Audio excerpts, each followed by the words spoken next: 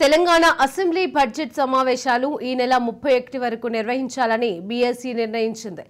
ఈ రోజుతో కలిపి మొత్తం 8 రోజుల పాటు సెషన్ నిర్వహించేందుకు ప్రభుత్వం ఓకే చెప్పింది. రేపు రైతు రుణమాఫీ పైన అసెంబ్లీలో చర్చించనున్నారు. ఎల్లుండి సభలో డిప్యూటీ సీఎం బట్టి విక్రమార్క బడ్జెట్ ను ప్రవేశపెట్టనున్నారు. 31న బడ్జెట్ కు శాసనసభ ఆమోదం తెలపనున్నది. కాగా ఈ సమావేశాలలో స్కిల్ యూనివర్సిటీ బిల్లును తీసుకువచ్చే ఆలోచన ప్రభుత్వం ఉన్నట్లుగా తెలుస్తోంది. అలాగే జాబ్ క్యాలెండర్, రైతు భరోసా విధి విధానాలు, రేషన్ కార్డు విధి విధానాలపైన శాసనసభలో ప్రకటన చేసే యోచనలో ఉన్నట్లుగా తెలుస్తోంది. అలాగే రాష్ట్ర ప్రభుత్వ చిహ్నం, తెలంగాణ తల్లి విగ్రహం అంశాలపైన సైతం చర్చించనున్నట్లుగా సమాచారం. తెలంగాణ అసెంబ్లీ బడ్జెట్ సమావేశాలు ఈ నెల 31 వరకు నిర్వహించాలని బీఎస్సీ నిర్ణయించినట్టుగా తెలుస్తోంది. ఇదే అంశానికి సంబంధించి తాజా updates Telangana bureau chief Mahender Reddy అందజేస్తారు. మహేందర్ రెడ్డి,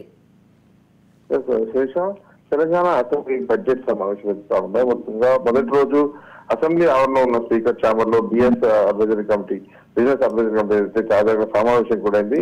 ఈ సమావేశంలో ముఖ్యమంత్రి రేవంత్ రెడ్డి, ఉప ముఖ్యమంత్రి బట్టి విక్రమార్క, మంత్రులు శ్రీధర్ బాబు, పొన్నం ప్రభాకర్, ప్రభుత్వంలో అలాగే బీఆర్ఎస్ పార్టీ నుంచి హరీష్ రావు, ప్రశాంత్ రెడ్డి, బీజేపీ నుంచి మహేశ్వర్ రెడ్డి, సిపిఐ నుంచి కూనంలో సాంబశివరావు, ఎంఐఎం నుంచి బలాల్లో హాజరయ్యారు.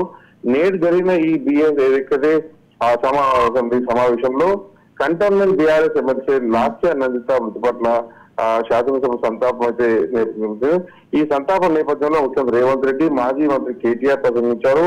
ఆ మృతికి సంతాపంగా హాల్లోని సభ్యులందరూ కూడా 2 నిమిషాల పాటు మౌనం పాటించారు. చివరిగా అసెంబ్లీని రేపటికి వాయిదా వేశారు. ఇక ఆపై జరిగినటువంటి బీఎస్సీ సమావేశంలో ఈ నెల 31 వరకు తెలంగాణ అసెంబ్లీ సమావేశాలు నిర్వహించాలని ఒక నిర్ణయం ప్రకటించారు. అలాగే తెలంగాణ అసెంబ్లీ సమావేశాలు 8 రోజుల పాటు జరుగుతున్నాయి. మరి రేపు అసెంబ్లీలో రైతు రుణమాఫీ చర్చ జరగనుంది. మరుసటి రోజు డిప్యూటీ సీఎం బట్టి విక్రమార్క బడ్జెట్ ప్రవేశపెట్టున్నారు. మొత్తానికి ఈ నెల 31 వరకు అయితే అసెంబ్లీ సమావేశాలు కొనసాగనున్నాయి. Right, thank you Mahender Reddy.